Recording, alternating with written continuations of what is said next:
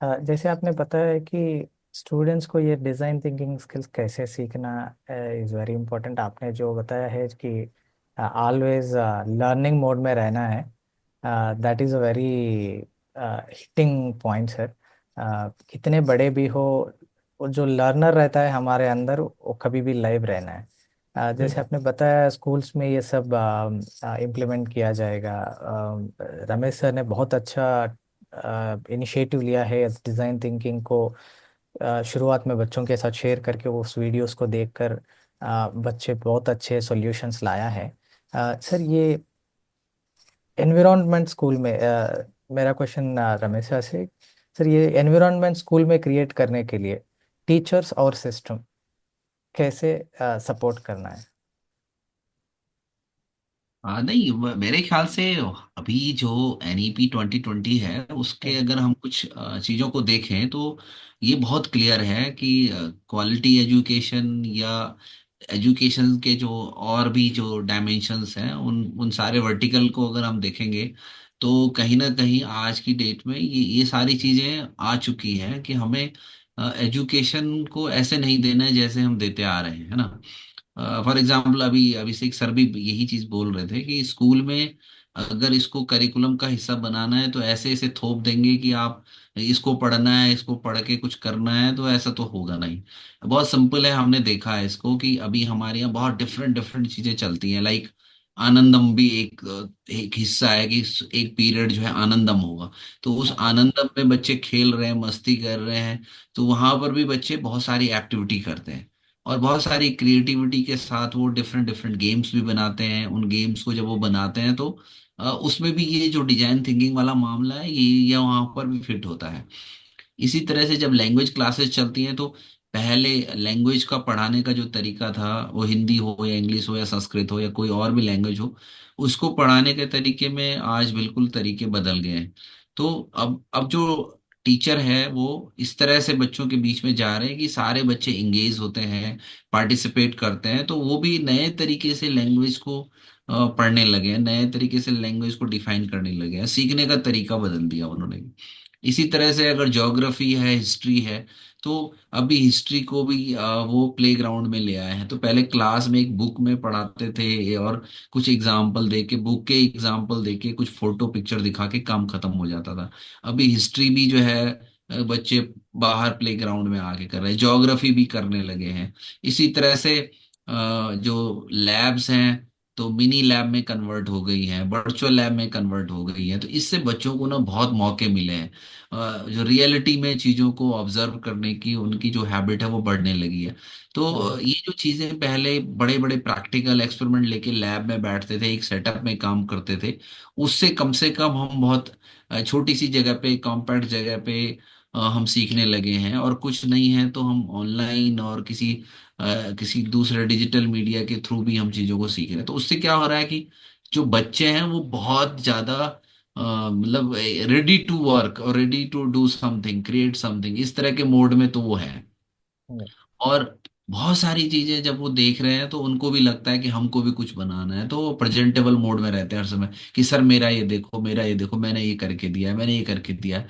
तो इससे ये एक तो मैंने जो डिफरेंस देखा है आज और पहले में, जब हम पढ़ते थे तो टीचर के सामने जाना मतलब एक बहुत बड़ा प्रोग्राम होगा कि अगर पहुंच गया और टीचर से कुछ बोल दिया तो मतलब बहुत ही बड़ी बात है, और उन्होंने आंख दिखा दी तो दोबारा कभी क्वेश्चन नहीं पूछना है।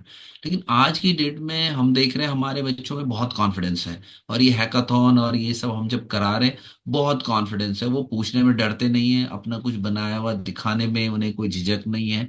तो ये सब हुआ है ये टेक्नोलॉजी के इंटीग्रेशन से। डिफरेंट डिफरेंट तरह की टेक्नोलॉजी आ गई, अभी छोटे छोटे कोर्स आ गए हैं। तो इनको हम कोर्स ना बोलें, तो इनको मतलब हर सब्जेक्ट में इस चीज को डाल सकते हैं।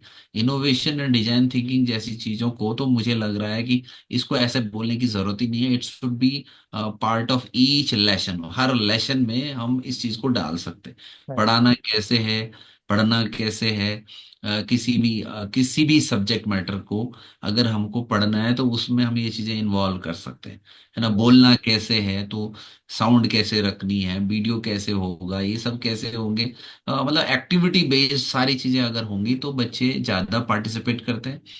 और उनका पार्टिसिपेट करना ही मतलब आइडियाज जनरेशन की बात वहीं से शुरू हो जाती है, क्योंकि वो बोलते हैं। जब वो बोलने लगेंगे तो कहीं ना कहीं समस्याएं उनके मुंह से निकलेंगी, और वो समस्याएं जो होंगी उनके समाधान भी तभी निकलेंगे। तो ये बड़ा अच्छा है कि हम NEP 2020 को भी अगर हम ध्यान में रखें, और इवन हम अपने जो आज के टीचर हैं उनको ट्रेनिंग्स में ज्यादा से ज्यादा बुलाएं, और उनके साथ भी वही अप्रोच रखें कि वो भी पार्टिसिपेट करें। तो नेचुरल सी बात है कि बच्चों में भी ये चीजें आती हैं। मतलब वो तो कम से कम अब खत्म हो गया है कि बच्चे डरते हैं टीचर से। ये वाली चीज तो खत्म हो गई है जब से ये RT भी आया। ये भी गवर्नमेंट का बहुत अच्छा इनिशिएटिव था कि कुछ चीजें मतलब खत्म कर दी हैं कि ये जरूरी नहीं है। तो बच्चा जब पार्टिसिपेट करता है तो ये सारी चीजें होती हैं, और उसका इम्पैक्ट भी दिख रहा है। मतलब हम देख रहे हैं दूर दराज गांव के बच्चे भी हमारे यहाँ आते हैं। और अभी तो जो हमारा हैकाथॉन हुआ था तो बहुत सारे बच्चों ने ये तक बोला कि सर आप हमें बस सिर्फ बुला दीजिए, हमारा आइडिया को एक बार सुन लीजिए, आप हमको ट्रैवलिंग अलाउंस भी मत दीजिए, फूड भी मत दीजिए, हम अरेंज कर लेंगे, बट आप हमको बुला लीजिए, है ना। तो मतलब उन्होंने इतने अच्छे से ऑनलाइन उन्होंने पार्टिसिपेट किया, ऑनलाइन ही उन्होंने अपने आइडिया को सबमिट किया। आप देखिए मतलब जिनको हम बोलते हैं कि शायद वो नहीं कर पाएंगे ऑनलाइन, तो वो सब करने लगे हैं। और वो यहाँ तक जिद कर रहे हैं कि सर, वो जूरी से भी डिस्कशन कर रहे हैं कि हमारा आइडिया को आप क्यों नहीं ले रहे, आप एक बार देख तो लीजिए, हमें सुन तो लीजिए। तो ये मुझे तो ये भी लग रहा है कि रंजन सर भी है, मैं उनसे भी पूछूंगा कि क्या होगा कि हमारे पास सर 2300 आइडियाज आए, और हमने सिर्फ 112 को ही प्लेस दिया। उसमें भी हमने 10% आइडिया को शोकेस किया, है ना, प्रेजेंटेशन किया। लेकिन हमारे पास इतनी बड़ी समस्या हो गई कि हर टीचर और हर स्टूडेंट ये कह रहा है कि देखो, हमको आपने हमारी बात नहीं सुनी, आपने हमारे लिए कुछ करिए, चाहे आप ऑनलाइन हमसे बातचीत करिए, लेकिन हमारी बात सुन तो लीजिए। अब हमारे लिए भी मतलब एक चैलेंज है कि कहीं ऐसा ना हो कि मतलब एक बड़ा मास जो छूट गया है, जो सिलेक्शन में नहीं आ पाया, हो सकता है उसके भी बहुत अच्छे आइडिया रहे होंगे और बहुत अच्छी चीजें उसके पास होंगी, लेकिन वो छूट गया। जो आप भी बोल रहे थे कि वो छूट गया, सरवण जी ने भी एग्जाम्पल दिया था। तो कुछ लोग ऐसे छूट जो जा रहे हैं, हम उनको कैसे आगे लाएंगे, उनको कैसे सुनेंगे? इसके लिए भी कहीं क्या हम कोई ऐसी रिपोजिटरी बना सकते हैं कि कुछ 5-7 लोग उन आइडियाज पर भी बैठ के काम करेंगे एक्चुअल में ये थे क्या। तो मतलब इससे भी बच्चे हतोत्साहित ना हो। तो मुझे तो ये लगता है कि मतलब इसको करिकुलम का हिस्सा मतलब वैसे ना बनाएं कि ये कैलेंडर में कहीं फिक्स होगा। इसको ऐसे ही आ जाना चाहिए जैसे मॉर्निंग असेंबली होती है, हमेशा होती है ना। एक 0 पीरियड लास्ट में होता है गेम होता है, तो ये सारे जैसे एज सच चीजें होती हैं। तो वैसे कहीं ना कहीं हमें एक स्पेस रखना है अपने कैलेंडर में कि इस बीच बच्चे खूब मस्ती करेंगे, अपने अपनी बातचीत करेंगे, और अगर उनके पास कुछ भी आइडियाज हैं तो वो अपने किसी टीचर को देंगे या किसी मैम को देंगे। अगर वो बोल नहीं पा रहे हैं तो लिख के देंगे, अगर बोल पा रहे हैं तो कोई उनकी बात को नोट करने वाला होगा, रिकॉर्ड करने वाला होगा, है ना। उनकी समस्याओं का भी अगर हम एक कोई रिजर्वायर बना सके तो मेरे ख्याल से आने वाले समय में कोई कोई ऐसे भी लोग आएंगे कि जो उन समस्याओं को पढ़ के और फिर उनसे ही कुछ सॉल्यूशन बनाने लग जाएंगे। तो मतलब ये मेरा कुल मिला के अपना अनुभव है कि ऐसा हमको करना चाहिए। थैंक यू सो नहीं। मच। बिल्कुल। और इसमें मैं एक शब्द जोड़ना चाहता हूँ कि यस। पिछले दिनों आदरणीय प्रधानमंत्री जी ने एक शब्द बोला था, खास करके राष्ट्रीय शिक्षा नीति को अ, संबोधित करते हुए, कि जो नई शिक्षा नीति है वो अ, बच्चों को क्या सोचना है की बजाय कैसे सोचना है पर जोर देती है। और राष्ट्रीय शिक्षा नीति ने इस बात को भी बहुत प्रमुखता से मतलब एक तरह से देखा जाए तो डिजाइन थिंकिंग को कैसे हम अपने जो शिक्षा का जो अ, हमारा जो वर्तमान सिस्टम है उसमें इंटीग्रेट करने के लिए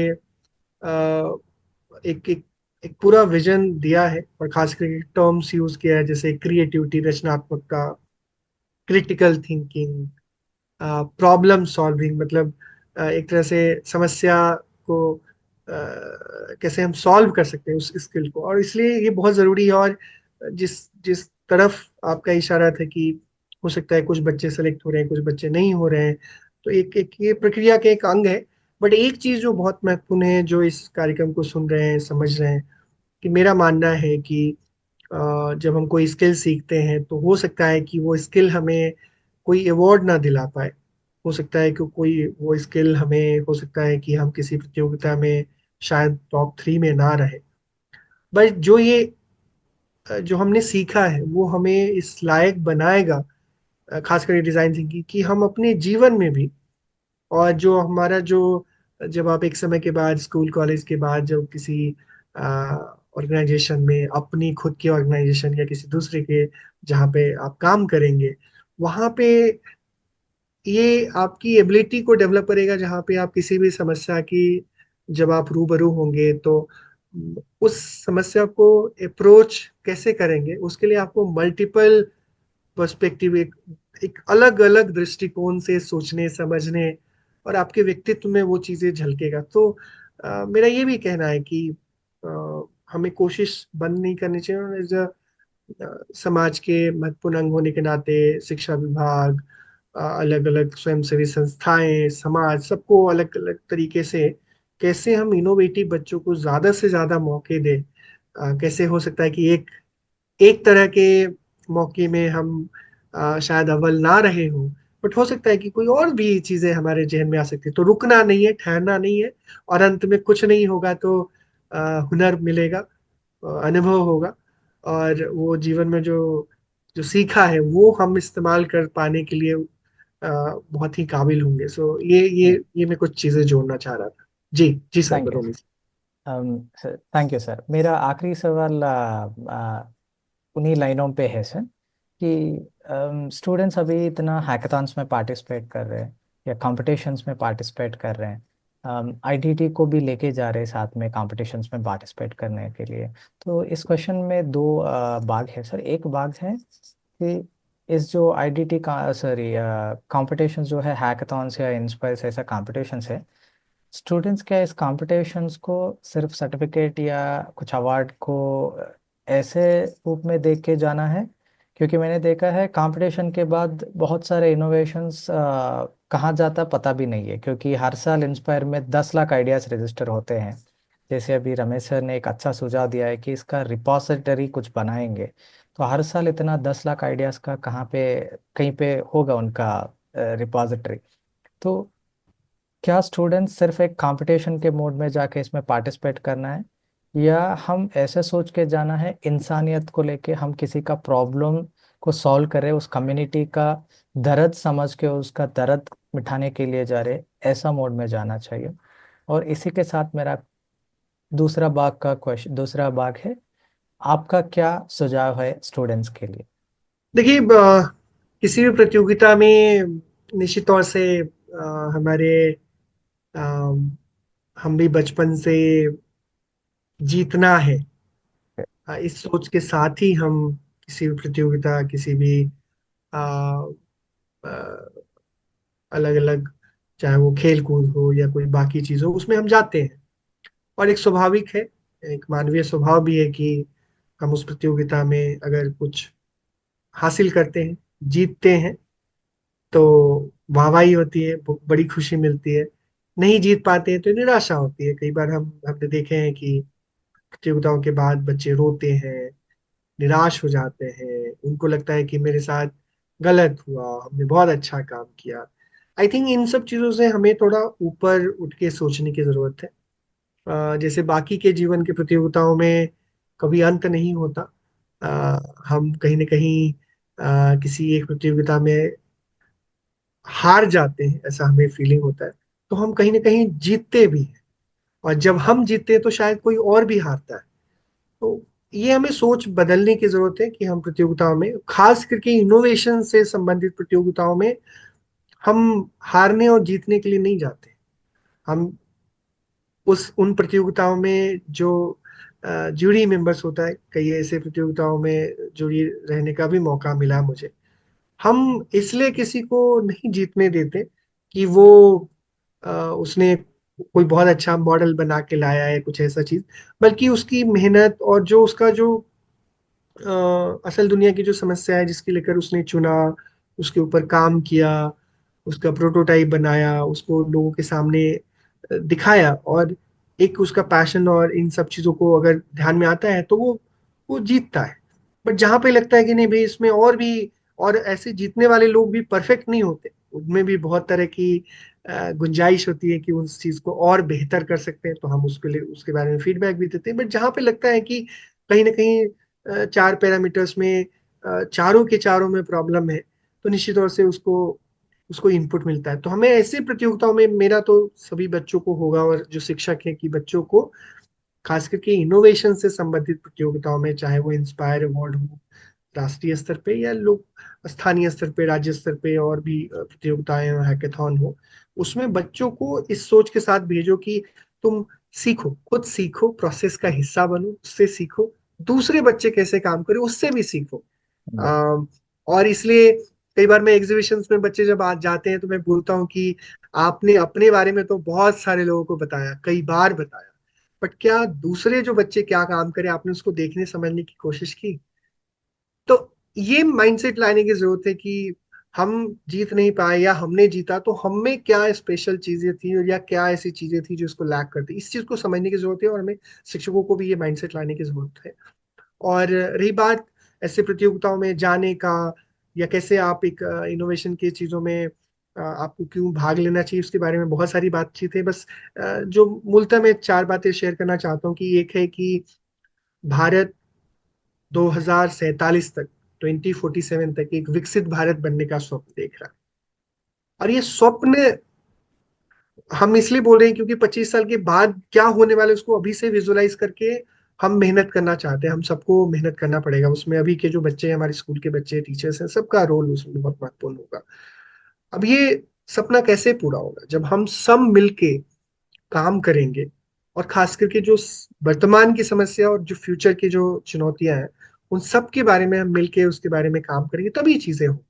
सो इसलिए हमें हमें इनोवेशन को अपनाना ही होगा अपने दैनिक जीवन में, और डिजाइन थिंकिंग जैसी चीजें आपके लिए बहुत यूजफुल होगी। नंबर टू, भारत में इनोवेशन एंटरप्रेन्योरशिप को बढ़ावा देने के लिए अ, राष्ट्रीय स्तर पे, राज्य स्तर पे उत्तराखंड सरकार भी खास करके पिछले दिनों जिस तरह से हैकेथॉन का आयोजन हुआ, वो इस बात को साबित करता है कि सरकार और शिक्षा विभाग खास करके बहुत ही कमिटेड है कि हम अपने इनोवेशन के कल्चर को बढ़ावा दें।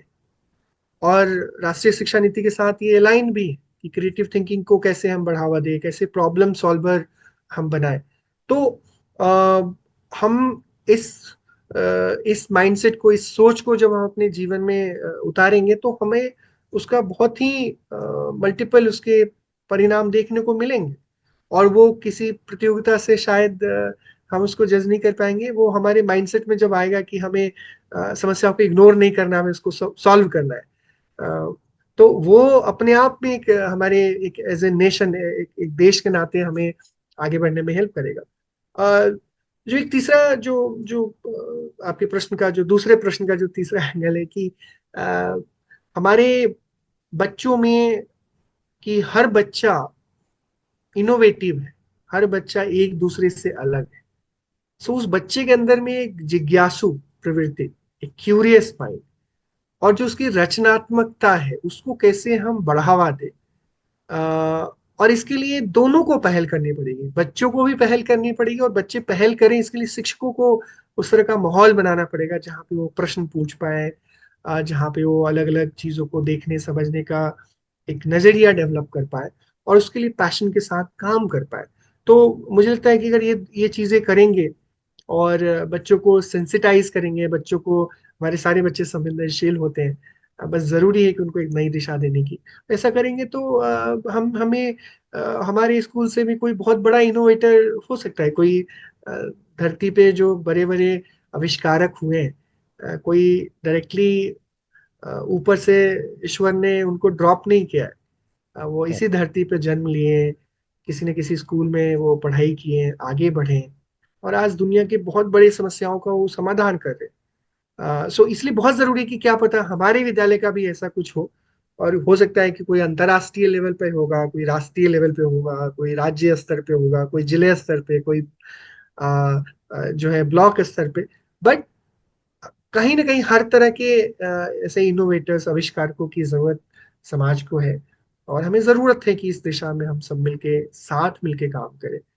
और आई थिंक हम जब सब चीज़ों को, अ, देश को, दुनिया को, लाइक भारत सरकार, भारत की एक सोच भी है कि हम केवल अपने समस्या को सॉल्व नहीं करना चाहते, हम दुनिया की समस्याओं को भी चाहते हैं सॉल्व करें, हम दुनिया की चुनौतियों को भी समाधान करने में हाथ बटाए, तो हम कर सकते हैं। और भारत के लगभग 7.5 लाख से ज्यादा स्कूल हैं, जो कक्षा 6 से अधिक, मतलब कक्षा 6 से 12 तक की पढ़ाई करवाते हैं।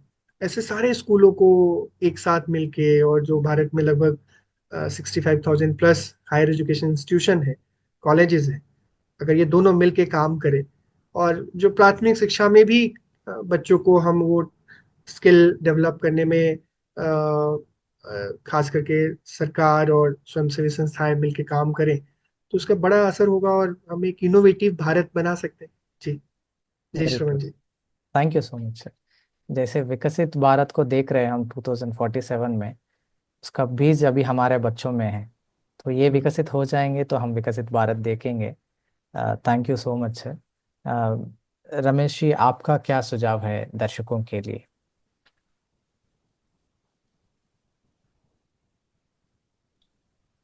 Thank you once again Sarvan ji. और अभी रंजन सर ने लगभग सारी चीजें बताई दी हैं, और मुझे लगता है कि इसमें कुछ भी एक्स्ट्रा ऐड करने की जरूरत नहीं है। जहां तक हम देखते हैं, क्योंकि हम ऐसा स्कूल में लगभग 20 साल से स्कूल में रहे हैं, और मेरा अपना अनुभव ये है कि अगर हम बच्चों को थोड़ा थोड़ा सा भी अगर हम उनको रीइंफोर्समेंट करते हैं, और टीचर्स उनके बीच में इन्वॉल्व रहते हैं, तो कहीं ना कहीं हमें नए नए सॉल्यूशन भी मिलेंगे, नए नए इन्वेंशन भी मिलेंगे। और लेकिन कुछ चीजें हमें खुद तो करनी ही पड़ेंगी।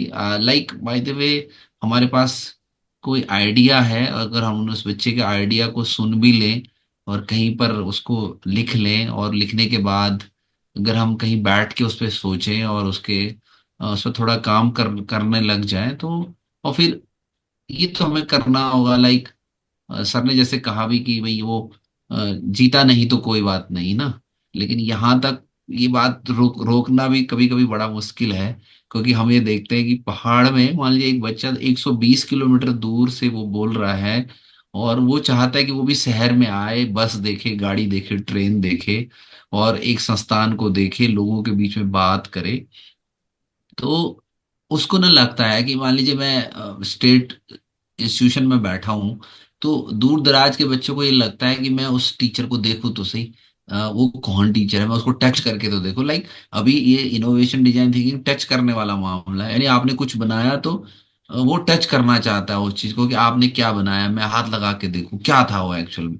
तो ये ना बच्चे का आइडिया तो है, अब उस आइडिया पे अगर हमने काम नहीं किया, उस पर कुछ जो प्रोटोटाइप की बात हो रही है, कुछ अगर बनाया नहीं, तो ना उसको वो फील नहीं आता, कुछ दिन बाद उसका आइडिया बेचारा का उसके पास ही रह जाता है।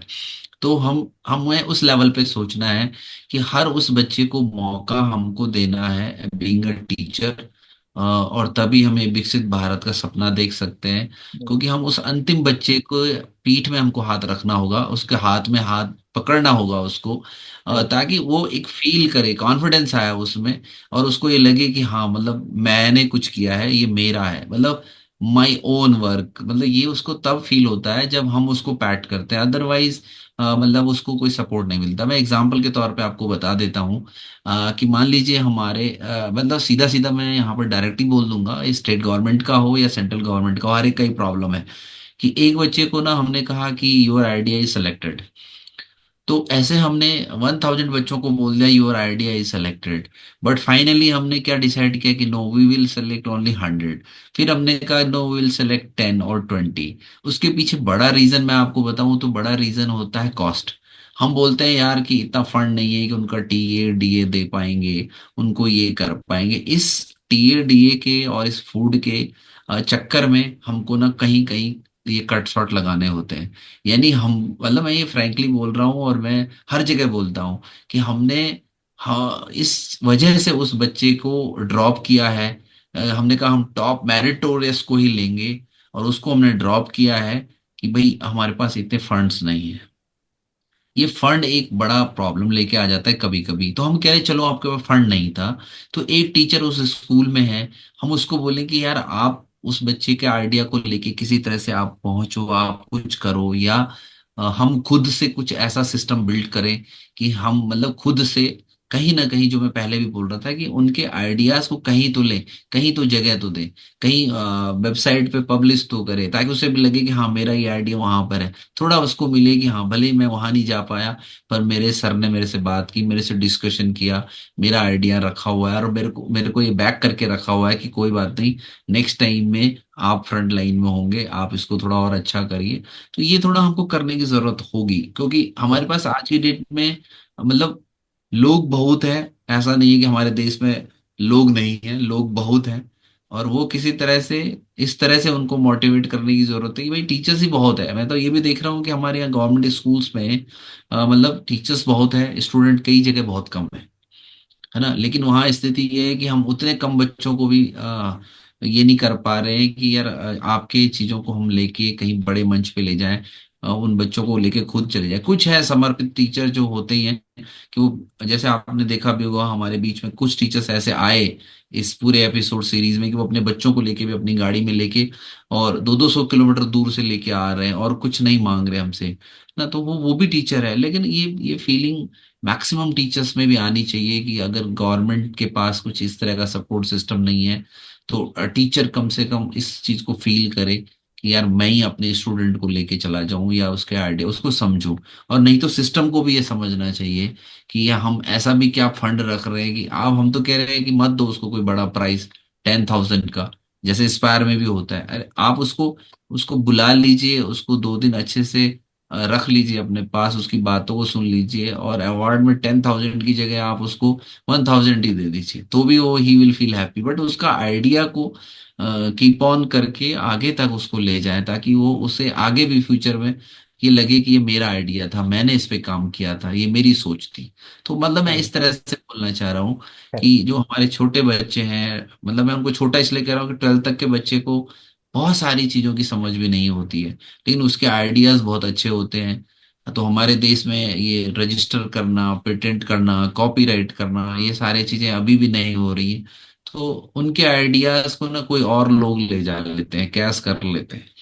तो इस बार ही हमने हैकाथॉन में रंजन सर ये भी किया है कि हमारे जितने बच्चों ने पार्टिसिपेट किया था, तो जितने आइडिया आए हैं उन सबको हमने लॉक कर दिया, रजिस्टर कर दिया, और उन सबको हमने प्रॉपर गूगल स्कॉलर में हमने उनकी व्यवस्था की है, ताकि भविष्य में उनके आइडिया को, अगर कोई इधर उधर दाएं बाएं करके कुछ का आइडिया मेरा था, ये थॉट मेरा था, तो कम से कम मतलब हमने उसका जो आइडिया है, थॉट है, उसको तो हमने अपने वेबसाइट पे, अपने पोर्टल पे एक तरह से कॉपीराइट तो कर ही दिया कि भाई ये हमारे इस बच्चे का आइडिया है।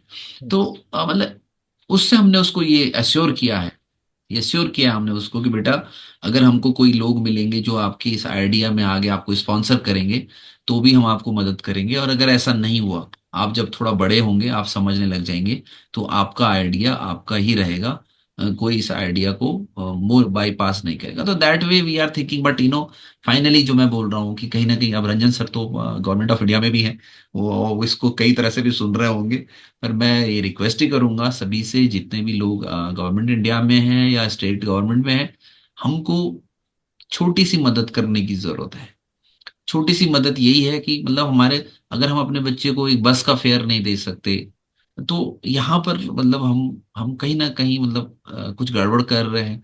या फिर हम कोई ऐसा सिस्टम बनाए कि वहीं मौके पे जाके उसके आइडिया को रजिस्टर करके वहीं पर उसको बोलें कि आप बनाइए, फिर उसके उस डिजाइन को, उस चीज को लेके आए और फिर कहीं प्रेजेंट करें, चाहे वो किसी के माध्यम से हो, कैसे माध्यम से हो। बट ये होना चाहिए, मतलब ये बहुत जरूरी है। Yes. Thank you sir. Thank you sir. Sir, इस विकसित भारत के लिए हर चीज़ का और हम सबका कंट्रीब्यूशन जरूर है सर। आशा करते हैं कि हम सब मिलके, टीचर्स, गवर्नमेंट, ऑर्गेनाइजेशंस, हर इंडिविजुअल मिलके इस जर्नी में हम भाग लेके ट्रैवल करेंगे सर साथ में। अब अ, रंजन सर का कुछ इसमें इनटेक है, टेक तो कुछ ले लीजिए। आप कुछ बोलना चाहते हैं फाइनल सर? फाइनली कुछ रंजन सर। Final remarks. नहीं, अगेन आई थिंक जो विषय था हमारा डिजाइन थिंकिंग, उसी पे मैं केंद्रित रहना चाहूँगा। और मुझे लगता है कि ये जो पूरा प्रयास है, खास करके उत्तराखंड और शिक्षा विभाग स्पेशली बदरनी सर का, मैं स्पेशली हमेशा से मैं हमेशा, मेरे लिए टीचर्स ही मेरे फैन हीरो सब कुछ होते हैं। हाँ, थैंक यू सर। वो जानते हैं कि खास करके सरकारी स्कूलों के शिक्षकों के प्रति मेरा कितना भरोसा और सम्मान है। और वैसे में जब ऐसी कुछ इनिशिएटिव आती है तो मैं उसका एक एक वॉलंटियर शुभचिंतक की तरह उसका हिस्सा बनने की लालसा होती है। Something went wrong. Thank you so much कि इसका हिस्सा बनाया आपने। और मुझे लगता है कि अ, खास करके 21वीं सदी में, खास करके जब हम 2025 में जब हम बातें कर रहे हैं, वैसी चीजों के बारे में जो शायद हम 10 साल, 15 साल, 20 साल पहले भी देश में हम उसको आजमा सकते थे। तो हमें हमें बहुत जरूरत है कि अ, देर से ही सही, बट हम अ, उन बेसिक चीजों के बारे में जिसके बारे में दुनिया के विकसित देश या जो देश जो शिक्षा को बहुत ही प्राथमिकता अ, देते रहे हैं, जिन्होंने आधुनिक चीजों को अपनाया है बड़े करीबी से। तो भारत जैसे देश में, जहाँ पे इतना विशाल देश है, हम लगातार प्रगति कर रहे हैं, वहां पे हम सबको करना है। और जो कमियां हैं उस सबको मिलजुल के हमें ठीक करनी है। और आई थिंक आज रात के 11 बजे हम बात कर रहे हैं, वो इसका एक सबूत है। सो आई नो कि ये रिकॉर्डिंग का हिस्सा नहीं बनेगा, बट मुझे पर्सनली लगता है कि ये जो प्रोसेस है इसमें बहुत तरह की चीजें होंगी जो हर व्यक्ति को, जैसे एक राम सेतु बना था तो उसमें बहुत सारे लोग लगे थे। उसमें गिलहरी का भी योगदान था, उसमें नल नील सबका योगदान था। मनुष्य भी थे उसमें, पशु भी थे। अ, हर तरह के लोग लगे थे। तो इस तरीके से हमें लगता है कि इनोवेटिव भारत बनाने के लिए हम सबको अपना कंट्रीब्यूशन देना पड़ेगा, और उसमें सारे स्टेक होल्डर्स कंट्रीब्यूट करेंगे, है ना? तो मैं काफी होपफुल हूँ। Thank you sir. एंड जब बदोनी जी से जैसे लोग सिस्टम में है, कुछ अच्छा करने की सोच के साथ काम करें, कम लोग होंगे कोई बात नहीं, बट उसका रिजल्ट आएगा। तो सोच एक ही, डॉक्टर कलाम एक ही थे, बट उनकी सोच आज नहीं भी है तो भी वो इंस्पायर करते हैं। तो मुझे लगता है कि ऐसे व्यक्ति और व्यक्तियों की सोच से ही ज्यादा परिणाम आते हैं। सो सही है। Thank you Shravan ji, thank you so much thank you for sir. This whole conversation. Thank you and so much for your बहुत टाइम इंटरेस्टिंग सर।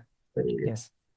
मैं दर्शकों के ऑन बिहाफ ऑफ और टीचर्स सबके ऑन बिहाफ ऑफ मैं आपको थैंक यू बहुत छोटा सा वर्ड होता है सर, क्योंकि ये हम डिज़ाइन थिंकिंग एक इंग्लिश वर्ड को लेके उस वर्ड का इमोशंस तक गए हैं, और स्टूडेंट्स कैसे यूज़ कर सकते हैं। Thank you so much for your valuable insight sir, बहुत अच्छे वैल्यूबल इंसाइट्स मिला है, और इधर से हम इसको एक्शन में लेके जाना चाहिए। और मेरा बचपन में मैं ये सोचता था सर कि एक एपिसोड आता था शक्तिमान करके, तो शक्तिमान को देख के मैं ये सोचता था कि मेरे पास भी अगर ऐसा एक शक्ति है तो मैं भी कुछ बदल सकता था, मैं भी कुछ चेंज कर सकता था, ऐसा सोचता। और आजकल का डिस्नी एपिसोड्स देखेंगे, उसमें एक छोटा सा ये आता है कि बेन 10 का एक एपिसोड आता है, और बेंटन का एक वॉच रहता है अलग, अच्छा सा वॉच। और उस पर एक बार टैप करेंगे तो एक बार आपको फायर देने का, एक बार उड़ने का, एक बार पंख मिलता है, तब बहुत सारे शक्ति मिलता है। तो मैं उसको सोच के बहुत साल पहले ये देख के सोचता था कि अगर मुझे भी ऐसा वॉच मिल गए तो मैं भी ऐसा बहुत सारे शक्ति लेके कुछ कर सकता था। लेकिन ये डिज़ाइन थिंकिंग में आने के बाद मुझे लगा ये इनोवेशन एंड डिजाइन थिंकिंग बहुत सबसे बड़ा शक्ति है, कुछ भी बदल सकता है इससे। ये बेंटन वॉच नहीं है, शक्तिमान नहीं है, उनसे बहुत गुना ज्यादा पावरफुल है शक्ति इसमें है। तो इस शक्ति हम सबके पास है, और इस शक्ति हमको देने के लिए आज हमारे पास जो वक्ता है, ऐसे वक्ता हमारे साथ जुड़े हुए हैं। सर आज हमारे दर्शकों के लिए आप शक्तिमान है सर, इतना शक्ति दिया है हम सबको। तो ऐसे ही आपका शक्ति हमें देते रहिए सर, ताकि हम पावरफुल इंडिया और इनोवेटिव इंडिया बनाएंगे। Thank you so much all the participants. Thank you thank you. Sir, thank you, thank you, thank you. Thank you.